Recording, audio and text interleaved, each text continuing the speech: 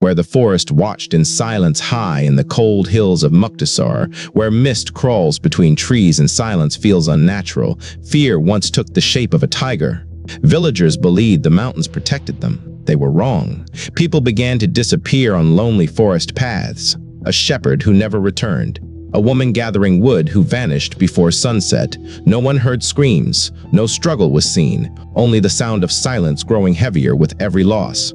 Soon, bodies were found dragged into the forest, torn apart, marked by deep claw wounds. The truth became impossible to deny. A man-eater was hunting in Muktesar. This tiger was not reckless. He was calculating and patient. He studied human habits, waited near paths carved into the hills, and attacked when escape was impossible. The narrow mountain trails became death traps. Fear spread across villages like cold wind. Children were kept indoors. Men refused to walk alone. Even daylight no longer felt safe. People whispered that the tiger moved like a ghost, appearing and disappearing without sound. Hunters tried to track him, but the Muktesar tiger avoided every trap. He vanished whenever danger approached. It was as if the forest itself was hiding him. Some villagers believed he was cursed. Others said he was punishing humans. But the real reason behind his transformation was far more tragic and far more terrifying. This tiger was not born a killer. He was forced into becoming one, and his journey into darkness had only just begun. The birth of a man-eater, the Muktesar tiger, was once a powerful hunter of the mountains. He ruled the high forests with strength and balance. But fate turned cruel. During a violent encounter either with another tiger or a hunter's bullet, his teeth were badly damaged. Pain followed him everywhere. Hunger became constant. Hunting deer on steep hills required speed and perfect jaws. The injured tiger no longer had either. His body weakened. His instincts sharpened. Desperation pushed him closer to human paths. Then came the first kill, a lone villager walking along a narrow mountain trail at dusk. The tiger attacked silently, driven by hunger, not rage. The kill was quick, easy, and most dangerous of all. It worked. That moment changed everything. The tiger learned that humans were slow, unarmed, and predictable. They walked the same paths every day. They did not fight back like wild animals. What began as survival soon became habit. More attacks followed. The tiger began waiting near blind turns on mountain trails, where escape was impossible. Bodies were dragged downhill into the forest. Some were never recovered. Fear climbed the hills faster than any predator. Villagers stopped using forest paths. Bells were tied to cattle. Guards were posted at night. Still, people died. The tiger struck in daylight, proving nowhere was safe. By now, the Muktesar tiger was no longer just hungry. He had accepted humans as prey, and the mountains of Muktesar were about to drown in fear.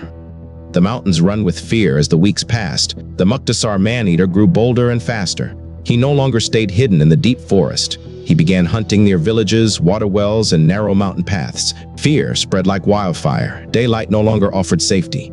People vanished in front of witnesses. A shepherd resting beside a cliff, a woman collecting firewood, children playing near their homes. The tiger moved silently, striking without warning. Survivors described him as a shadow that appeared and disappeared, a predator that seemed to read minds. Entire villages changed their routines. Fields were abandoned. Homes were guarded day and night. No one traveled alone. Even armed groups felt powerless. Every rustle of leaves, every snapping branch became a potential death signal. Hunters tried to track him, but the tiger was clever beyond imagination. He avoided traps, circled search parties, and attacked only when humans were most vulnerable. Each failed hunt made him more confident. He was no longer just surviving, he was master of his territory. The villagers realized the terrifying truth. This was no ordinary predator. Stopping him would require someone extraordinary. The call went out to Jim Corbett, the hunter of man-eaters. He understood immediately this would be one of his most dangerous hunts. Because the Muktesar tiger was hunting humans with knowledge, skill, and patience. The mountains of Muktesar were holding their breath. The final confrontation was drawing near. Jim Corbett entered the forests of Muktesar with extreme caution. The tiger was no ordinary predator. It was intelligent, wounded, and relentless. Every footprint, every broken branch, and every dragged leaf told a story of fear and precision. Days passed with no sighting, yet Corbett felt it constantly, the eyes in the shadows, watching, waiting. The Muktesar Man-Eater was testing him, learning him, hunting the hunter. Every step in the misty forest could have been the last. One morning, while following fresh tracks along a narrow mountain trail, Corbett sensed movement ahead. The silence thickened. The air felt heavy, almost alive. Then, a shadow shifted between the trees. Corbett knew the final confrontation was inevitable. The tiger had grown bolder, and mistakes could be deadly. That night, he could hear low growls echoing through the valleys. The tiger was circling, testing boundaries, waiting for darkness to give him the advantage.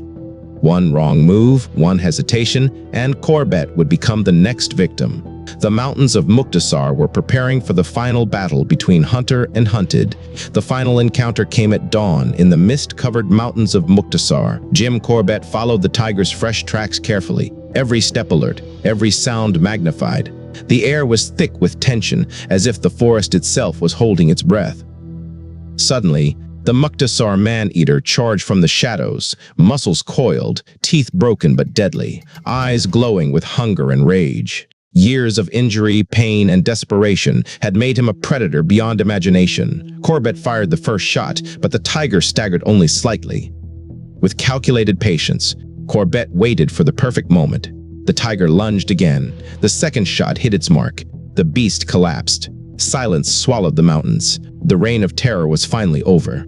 Examining the tiger, Corbett understood the truth. Its broken teeth, scars, and injuries told a tragic story. Hunger and human-inflicted wounds had forced this tiger to hunt humans. The fear it had spread was enormous villages abandoned, children kept indoors, lives forever scarred. The Muktesar Man-Eater's legacy was chilling. Dozens of human lives lost over months of terror. Entire villages paralyzed by fear. A grim lesson about how human actions can create monsters. Corbett later wrote that the tiger was not evil by nature. It had been shaped by injury, hunger, and desperation.